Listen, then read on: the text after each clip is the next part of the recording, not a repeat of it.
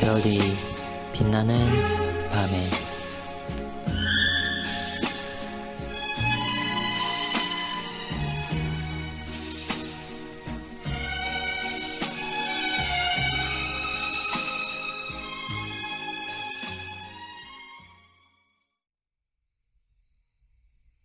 (87문은) 211차를 참고해 주시기 바랍니다.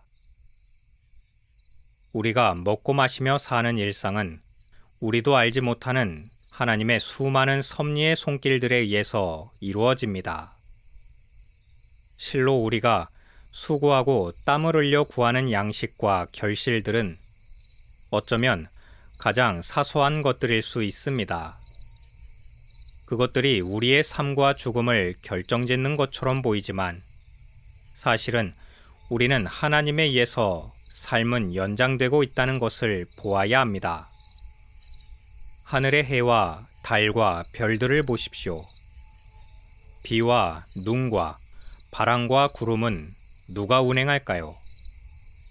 공기를 주신 분이 아니시면 우리의 호흡을 누가 관장할까요?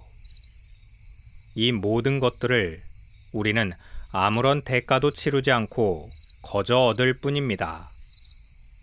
우리의 삶이 이럴진데 죽음도 그리고 다시 살아나는 역사도 우리에겐 불가능한 일처럼 보이지만 주님께는 말씀만으로 이루실 수 있습니다. 그가 말씀하심에 만물이 창조되었다는 것을 기억하십시오. 그가 말씀하시면 듣고 죽은 자들이 일어나리란 것이 어째서 불가능하겠습니까? 밤이 되면 낮은 사라집니다. 만물이 죽은 듯이 고요하고 잠자는 것 같으니 밤은 잠시 동안의 죽음이고 새벽은 만물이 소생하는 부활입니다. 여름이 지나고 가을이 되며 겨울이 오면 만물은 잎이 떨어지고 얼어붙어 죽은 듯 합니다. 봄이 오면 땅이 녹고 풀과 꽃들이 죽음에서 소생하고 자랍니다. 이것은 매년 우리가 눈으로 보는 부활입니다.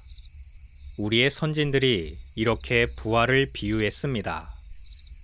우리 주님은 한 알의 밀이 땅에 떨어져 죽지 아니하면 한 알 그대로 있고 죽으면 많은 열매를 맺느니라고 자기의 죽음에 관해 말씀하셨지만 이는 만물이 지속되며 회복되고 소생하고 번성하는 원리이기도 합니다. 만물이 그러할진대 하나님께서 가장 사랑하시는 피조물인 인간만이 이러한 소생의 원리에서 배제되어야 할 아무런 이유가 없을 것입니다. 이제 부활신앙의 남은 주제는 보편적 부활이 일어나리란 것입니다. 그리스도께서 다시 오실 때 모든 죽은 자들이 살아나리라. 의인이건 악인들이건 모두 살아나야 할 이유는 요한계시록 20장 12절에서 15절의 말씀에서 나타납니다. 내가 보니 죽은 자들이 큰 자나 작은 자나 그 보좌 앞에 서 있는데 책들이 펴 있고 또 다른 책이 펴졌으니 곧 생명책이라.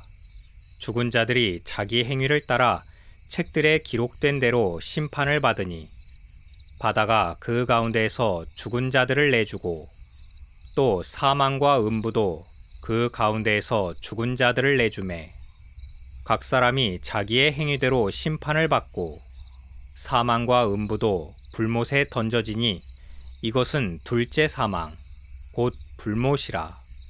누구든지 생명책에 기록되지 못한 자는 불못에 던져지더라. 이미 우리 주님께서 말씀하신 바 요한복음 5장 29절에서는 선한 일을 행한 자는 생명의 부활로 악한 일을 행한 자는 심판의 부활로 나오리라고 하셨습니다. 그리고 살아서 그리스도의 재림을 맞는 신자들에 대해서 고린도전서 15장 51절 52절에서 마지막 나팔에 순식간에 홀연히 다 변화하리니 나팔 소리가 나매 죽은 자들이 썩지 아니할 것으로 다시 살고 우리도 변화하리라고 계시해 주셨습니다. 변화하게 될 의인들의 몸에 대해서 영광스러운 것이요 신령한 몸이며 해와 같이 빛나게 될 것이지만 악인들에게는 다만 부끄럽고 불치의 병과 같은 죄책감의 고통으로 불멸하게 되어 영원히 비참한 지옥으로 떨어질 것입니다. 부활신앙은 이처럼 의인들에게 예비된 나라에 입성하게 되는 영광을 소망하게 만듭니다.